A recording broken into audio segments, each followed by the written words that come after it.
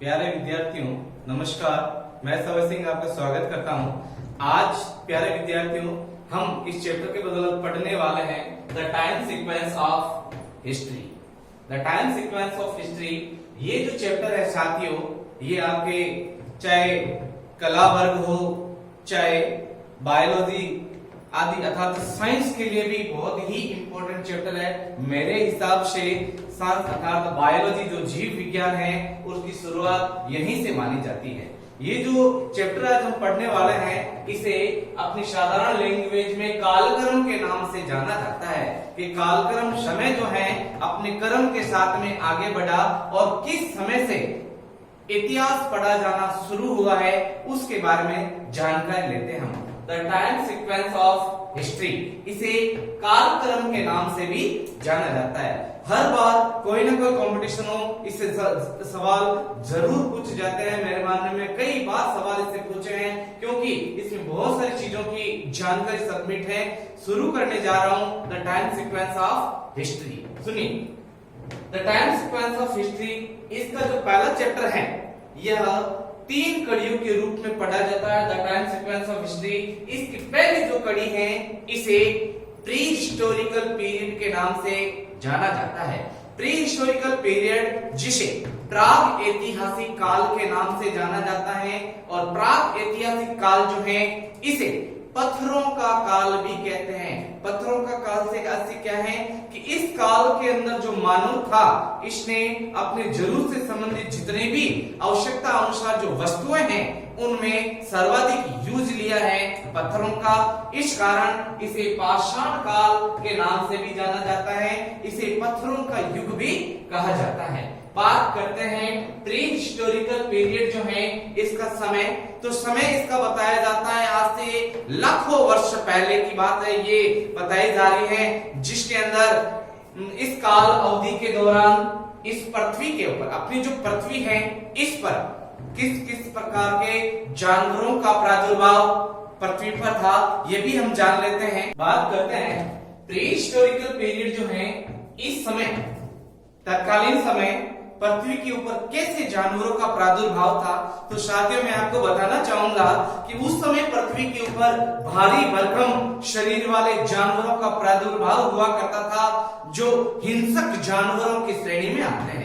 जैसे मैं आपको बताना चाहूंगा, जैसे एक जानवर का नाम लिखा मैंने मेमथ।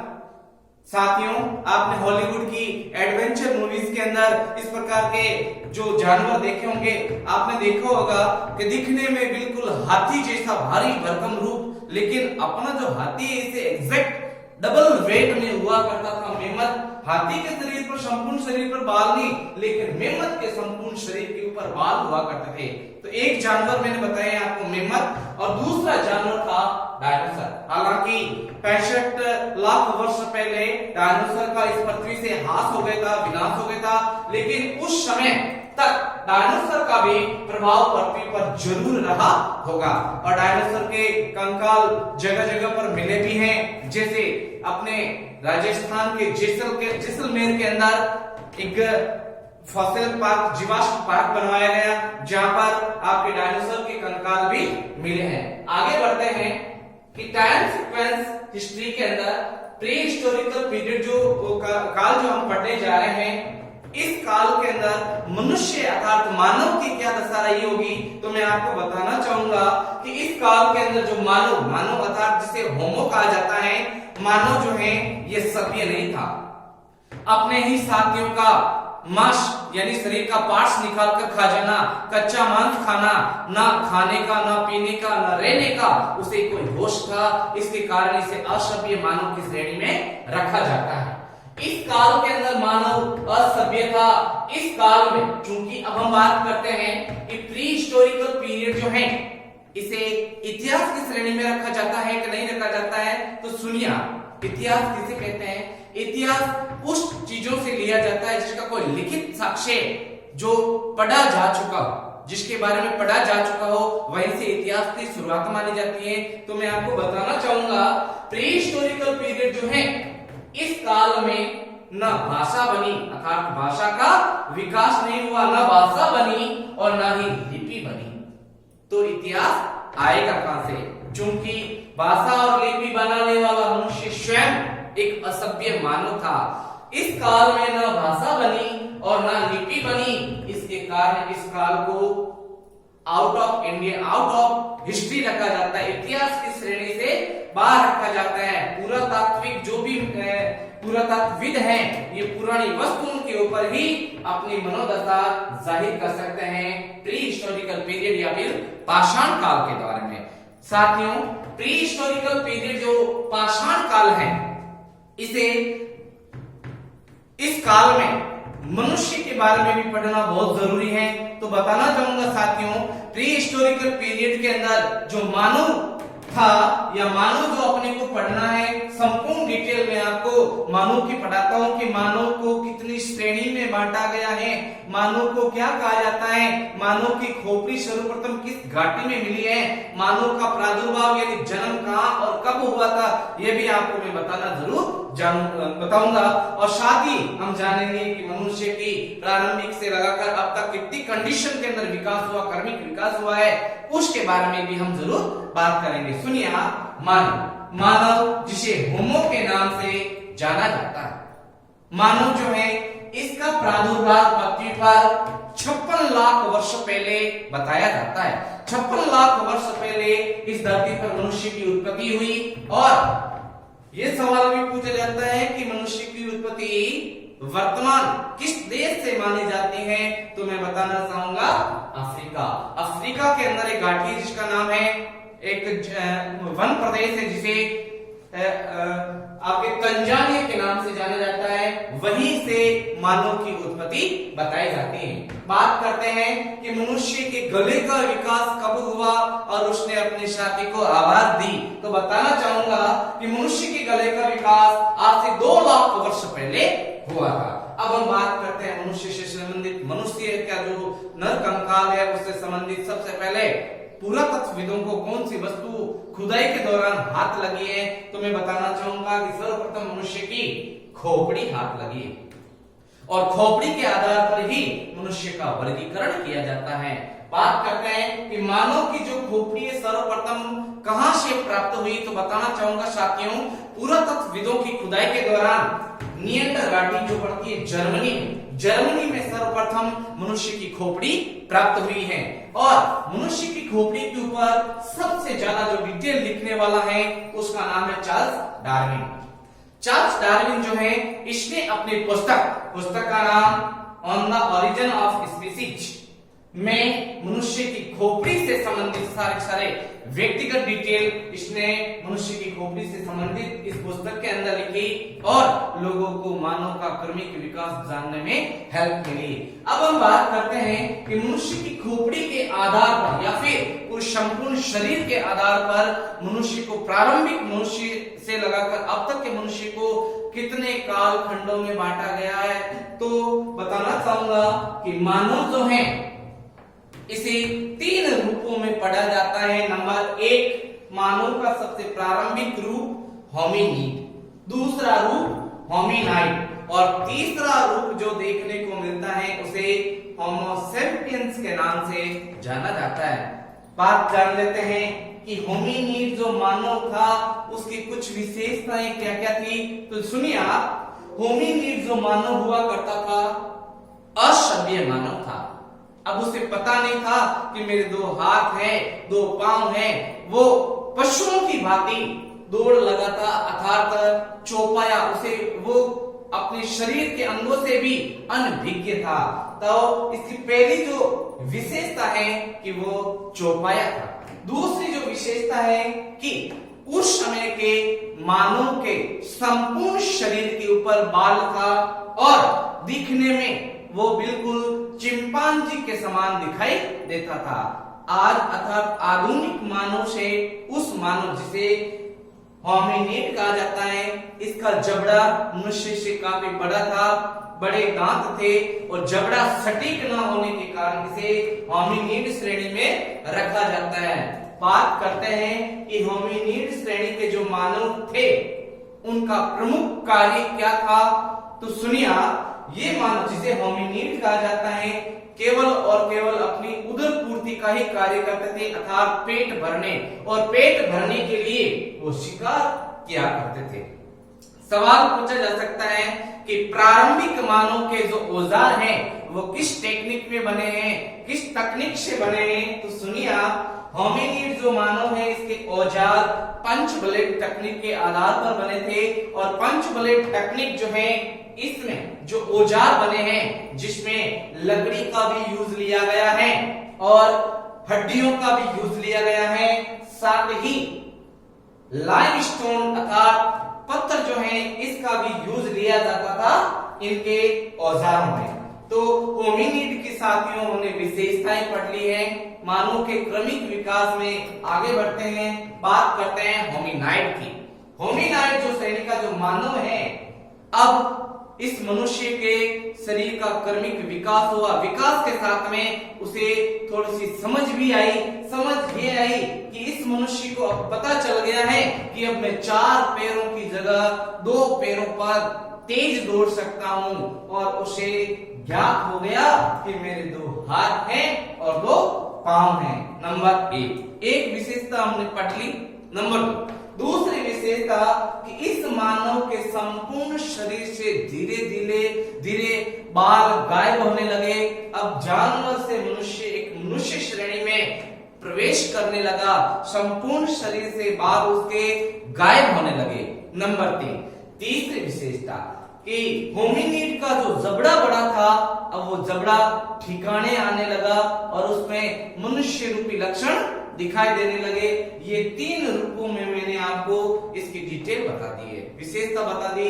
अब हम मनुष्य के क्रमिक विकास में आगे बात करते हैं होमो सैपियंस। होमो सैपियंस किसे कहा जाता है? सुनिए, होमो सैपियंस मानव की उत्कृष्ट दशा का एक प्रमाण है, अर्थात जब मनुष्य ने सोचना और विचारना शुरू कर दिया तब उस मानव को होमो सैपियंस श्रेणी के अंदर रखा जाता है। मानव का दिमागी विकास जो है, दिमाग जो है ये विकसित दशा में आ गया, इसके कारण इसे होमो सैपियंस कहा जाता है। और साथियों मैं आपको जरूर बताना चाहूंगा कि ये जो हमने पाषाण काल पढ़ा है, पाषाण काल के भी 3 रूप पढ़ाए जाते हैं। मैं आपको मौखिक रूप में आपको इसको समझा देता हूं। पाषाण काल को 3 भागों में बांटा जाता है। नंबर 1 पूरा पाषाण काल। पूरा पाषाण काल जो है इसे पैलियोलिथिक एज के नाम से जाना जाता है। नंबर 2 पाषाण काल का जो दूसरा रूप है इसे मेसोलिथिक एज अर्थात मध्य पाषाण काल के नाम से जाना जाता है। नंबर 3 पाषाण काल की तीसरी जो कड़ी है, तीसरा जो भाग है इसे नव पाषाण काल यानी नियोलिथिक एज के नाम से भी जाना जाता है। पूरा पाषाण काल, मध्य पाषाण काल और नव पाषाण काल। पूरा पाषाण काल के अंदर मनुष्य का कार्य केवल और केवल शिकार करना। मध्य पाषाण के अंदर मनुष्य का कार्य शिकार के साथ में पशुपालन को भी अपनाना, और बाद में नव पाषाण काल में मनुष्य ने अग्नि, पहिए आदि बहुत सारी अपनी जरूरतों का आविष्कार भी कर लिया, इवेंट्स भी कर लिया। साथ ही मनुष्य का जो जीवन है वो सभ्य श्रेणी में आने लगा। तो विद्यार्थियों, हमने प्री हिस्टोरिकल पीरियड को डिटेल वाइज पढ़ा, पूरा का विस्तृत रूप में इसे पढ़ लिया। साथ ही मैं पहले बता चुका हूं कि इस चैप्टर को कला वर्ग का भी प्रारंभिक चैप्टर माना जाता है। साथ ही साइंस डिपार्टमेंट या फिर विभाग के अंदर साइंस स्टडी में जो बायोलॉजी है, जीव विज्ञान है, उसका भी ये पहला चैप्टर बताया जाता है। अब हम बात करते हैं टाइम सीक्वेंस ऑफ हिस्ट्री के दूसरे चैप्टर की। दूसरा जो चैप्टर है इसे प्रोटो हिस्टोरिकल पीरियड के नाम से जाना जाता है। प्रोटो हिस्टोरिकल पीरियड जो है इसे आद्य प्राग ऐतिहासिक काल, आद्य यानी आधा, प्राग ऐतिहासिक काल यानी पाषाण, आधा पाषाण काल के नाम से भी जाना जाता है, क्योंकि इस काल में मनुष्य थोड़ा सभ्य हुआ। बात करते हैं प्रोटो हिस्टोरिकल पीरियड को और किस नाम से जाना जाता है, तो सुनिए, प्रोटो हिस्टोरिकल पीरियड को the times of world civilisation, विश्व की प्रमुख सभ्यताओं का काल प्रोटो हिस्टोरिकल पीरियड को कहा जाता है। विश्व की प्रमुख सभ्यताओं का जन्म आद्य प्राग ऐतिहासिक काल में बताया जाता है। सवाल पूछा जाता है कि विश्व की सबसे पुरातन सभ्यताओं में से एक, तो नाम आता है सिंधु घाटी सभ्यता। साथियों, मैंने यहाँ पर कुछ सभ्यताओं के नाम दिए हैं, सभ्यताओं के नाम दिए, लेकिन सभ्यताओं से संबंधित नदियों के बारे में भी सवाल पूछा जा सकता है। मैं बताना चाहूंगा जैसे सिंधु घाटी सभ्यता। सिंधु घाटी सभ्यता जो है ये सिंधु तंत्र अर्थात उत्तर भारत से पश्चिम भारत की तरफ बहने वाली नदी, जिसे सिंधु तंत्र के नाम से जाना जाता है, जिसमें रावी है, झेलम है, चिनाब है, सतलज है आदि नदियां मिलकर सिंधु तंत्र का निर्माण करती है। सिंधु नदी तंत्र के तट पर बसे होने के कारण इसे सिंधु घाटी सभ्यता के नाम से जाना जाता है। नंबर 2, विश्व की प्रमुख सभ्यताओं में बात करते हैं हम नील की सभ्यता। नील की जो सभ्यता है, नील नदी की सभ्यता भी कह सकते हो आप इसे, और इसे मिस्र की सभ्यता के नाम से भी जान सकते हो। मिस्र जो है देश जिसकी राजधानी बताई जाती काहिरा, और मिस्र के अंदर बड़े पैमाने की एक नदी बहती थी, जिसे विश्व की सबसे लंबी नदी कहा जाता है नील नदी, जो अपना प्रवाह क्षेत्र के साथ में विश्व की सबसे बड़ी नदी है। नील नदी के किनारे जो सभ्यता पनपी, इसे मिस्र की सभ्यता के नाम से जाना जाता है। नंबर 3, तीसरी जो सभ्यता है यहाँ पर, उसका नाम है मेसोपोटामिया की सभ्यता। मेसोपोटामिया की जो सभ्यता है ये दजला और फ्रात नदियां, जिसे इंग्लिश में यूफ्रेट्स और टिग्रिस के नाम से जाना जाता है, इनके तट पर बसी सभ्यता जिसे मेसोपोटामिया की सभ्यता कहते हैं। बात करते हैं चीन की जो सभ्यता है यह यांगटिक शिक्यान और ग्वांगहो नदी के किनारे पनपी थी। तो साथियों, मैंने कुछ सभ्यताएं और सभ्यताओं से संबंधित कुछ नदियों के नाम भी आपको बताए। साथियों, बात करते हैं प्रोटो हिस्टोरिकल पीरियड जो है, जिसे आदि प्राग ऐतिहासिक काल कहते हैं। क्या इसे इतिहास की श्रेणी में रखा जा सकता है क्या? सुनिए, प्रोटो हिस्टोरिकल पीरियड जिसे आदि प्राग ऐतिहासिक काल कहा जाता है, इस काल में साथियों भाषा यानी लैंग्वेज और लिपि बनी, भाषा और लिपि बनी, लेकिन दुर्भाग्य से पुरातत्वविद इन्हें पढ़ नहीं पाए, यह अपठनीय हुई। इसके कारण इसे आउट ऑफ हिस्ट्री रखा जाता है, इतिहास की श्रेणी में इसे नहीं रखा जाता है। मैं आपको एग्जांपल देना चाहूंगा, जैसे सिंधु घाटी सभ्यता। सिंधु घाटी सभ्यता के अंदर जो मूल अक्षर बताया जाता है वो 64 थे। कई बार एक अक्षर दोबारा वापस आ जाता था। शब्दावली जो वर्ण बताए जाते थे इसके अंदर वो 250 से लगाकर 400 के मध्य बताए जाते थे। एक शब्द जो अक्षर है 1 से 4 बार वापस आ जाता था, तो उसका अर्थ क्या निर्धारित करें हैं, इसके लिए भी बहुत बड़ी ट्रेजेडी हुई, जिसके कारण इस भाषा को पढ़ा नहीं जा सका पुरातत्वविदों के विदों द्वारा। इस कारण इसे आउट ऑफ हिस्ट्री रखा जाता है। साथियों, अब हम बात करते हैं the time sequence of history अर्थात कालक्रम की सबसे अंतिम कड़ी के रूप में हम बात कर लेते हैं हिस्टोरिकल पीरियड। इतिहास का शुरुआत कहां से माना जाता है कि किसी भी पुरातात्विक वस्तु या फिर अभिलेख के ऊपर लिखी हुई जानकारी को पुरातत्वविद जब पढ़ लेते हैं, वहीं से उस वंश का, उस समय का, क्षेत्र का इतिहास शुरू माना जाता है, समय का शुरुआत माना जाता है। हिस्टोरिकल पीरियड जिसे ऐतिहासिक काल के नाम से जाना जाता है, और इसका शुरुआत माना जाता है 600 ईसा पूर्व। 600 ईसा पूर्व से रेगुलर चलता आ रहा है। हिस्टोरिकल पीरियड जो है, इस काल में पुरातत्वविदों द्वारा प्राचीन ऐतिहासिक भाषाएं या लिपि, जिनमें ब्राह्मी, खरोष्टी, ग्रीक,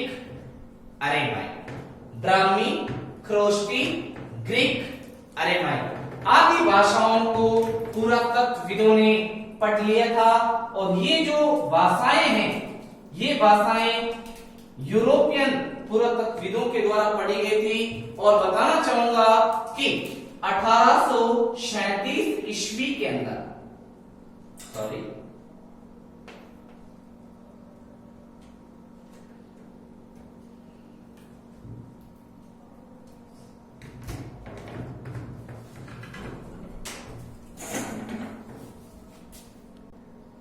साथियों, हिस्टोरिकल पीरियड यानी ऐतिहासिक काल के अंदर जिन जिन लिपियों को पढ़ा गया, भाषाओं को पढ़ा गया है, उनमें ब्राह्मी है, खरोष्टी, ग्रीक और अरेमाई आदि लिपियों को पुरातत्वविदों ने पढ़ लिया था।